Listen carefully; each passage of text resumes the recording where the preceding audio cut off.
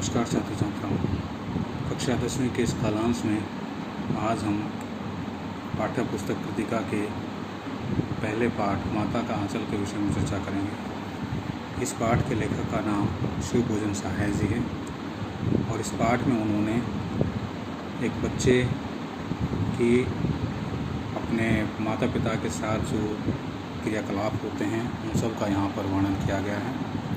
इसके अलावा हम यहाँ पर देखिए कि इस पाठ के सार की बात करते हैं। सबसे पहले हम बता दें कि इस पाठ में संस्मरण शैली का प्रयोग किया गया है। संस्मरण शैली, इसके बारे में भी हम चर्चा करेंगे। संस्मरण शैली वो होती है जिसमें कोई भी लेखक अपने जीवन की किसी भी घटना पहलू का कोई वर्णन करता है। तो देखिए, लेखक के पिता प्रातःकाल होते ही नहा धोकर पूजा पाठ बैठ जाते हैं। लेखक का संबंध माँ से केवल दूध पीने तक का है। वह पिता के साथ बाहर की बैठक में सोया करता है। पिता उसे भी नहला धुलाकर माथे पर त्रिपुंडा का तिलक लगा देते हैं और पिताजी उसे भोलानाथ कहकर पुकारते हैं। बाबूजी राम नारायण का पाठ करते थे। इसके बाद वे राम नामा बही में 1000 बार नाम का नाम लिखकर उस पाठ की पोथी में बांध कर रख देते थे। वे गंगा जी में आटे की गोलियां बनाकर मछलियों को खिलाते थे। बच्चे उनके कंधों पर झूला करते थे। कभी कभी वे बच्चों के साथ कुश्ती भी लड़ते थे। फिर वे बच्चों से खट्टा मीठा चुम्मा मांगते थे। जब वे घर के गोरस व भात मिलाकर खिलाते, तब माँ कहती कि तुम्हें बच्चों को खाना खिलाना नहीं आता। तब वे बच्चों को पक्षियों का नाम यानी कि माँ पक्षियों का नाम लेकर दूध भात खिलाती थी। माँ बच्चों को पकड़कर इनके सिर पर चुल्लू भर कड़वा तेल डाल देती थी। फिर वे नाभि और माथे पर काजल की बिंदी लगाकर चोटी पूछती थी।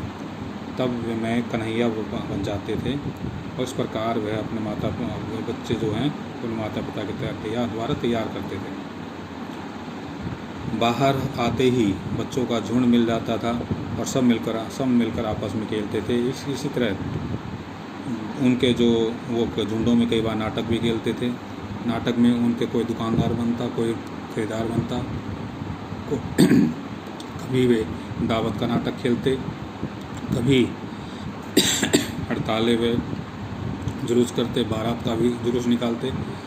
लौटने के समय खटोली पर पर्दा डालकर वे दुल्हन पर चढ़ा लिया जाता था। इस प्रकार बच्चे जो हैं आपस में नाटक खेलते थे। कभी कभी वो आम के बाग में जाते थे और जब आम के बाग में जाते थे तो उस समय खूब आंधी आते थे। तो उस दौरान उनका जो आम जो थे वो टूट कर गिर जाते थे और वो उसमें इकट्ठा कर लेते। इसी आधार पर जब वे एक बार क्या हुआ, एक घटना ये बताती थी कि जब वो बच्चों के साथ खेलने गए तो बारिश का मौसम था। बारिश के मौसम के कारण चारों तरफ हरियाली आ गई थी। तो एक बार क्या हुआ कि उन्होंने सांप के बिल में पानी डाल दिया, जिसके कारण वो जिसके कारण वो सांप जो है बिल से बाहर आ गया। जैसे ही बच्चों ने उसको सांप को देखा, वे सभी के सभी दौड़ते भागते चिल्लाते हुए अपने घर की तरफ भागे। भागते समय किसी को चोट लगी तो कोई कुछ था। घर में आने के बाद भी वो सारे के सारे सीधा पिताजी से पूछ रहे कि क्या बात है, क्या हो गया। लेकिन वो किसी से बात नहीं करते, सीधा अपनी माँ के आंचल में छिप जाते हैं। कहने का तात्पर्य है कि जब भी मुसीबत आती है तो बच्चे जो अपनी माँ के आंचल में छिप जाना पसंद करते हैं। मुसीबत के समय माँ ही उनको याद आती है। इसका मतलब ये कतई नहीं है कि बच्चे पिता से जुड़े नहीं होते, जुड़े रहते हैं, लेकिन माँ के साथ उनका जो जुड़ाव होता है वो कुछ मात्रा में पिता के जुड़ाव से अत्यधिक होता है। इसके साथ साथ ये भी क्लियर करने की कोशिश की है कि पिता जो है अपना प्रेम, अपना लगाव, अपनी ममता जो है वो बच्चों के प्रति ले लेते हैं, लेकिन जब भी मुसीबत आती है तो बच्चे जो हैं अपने माँ बाप के साथ पिता के बजाय माँ के साथ ज़्यादा अपने आप को सुरक्षित महसूस करते हैं। यही इस पाठ में बताने की कोशिश की है। और इस पाठ के जो क्वेश्चन आंसर हैं वो भी आपको PDF फाइल में भी भेज रहा हूँ। उम्मीद करता हूँ कि इस पाठ को आप ध्यानपूर्वक कुछ यहाँ पर समझाया गया है, कुछ आप भी यहाँ पर ज़रूर देखेंगे।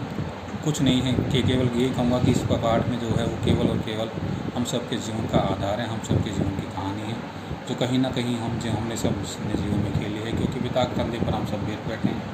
पिता ने बचपन में हमारे साथ कुश्ती वगैरह भी की, जिसमें वो जानबूझकर हार जाते थे। पिताजी के कारण ही कई बार हम उनके साथ खेल खेलते थे, हमारे साथ तरह के खेल खेलते थे, और मुसीबत आने पर हम भी माता पिता की गोद में, खासकर माँ की गोद में छिपे हुए। तो कुल मिलाकर हम सबकी कहानी है। उम्मीद करता हूँ ये कहानी आपको जरूर समझ में आई होगी। धन्यवाद। आज की कालांश में केवल इतना है।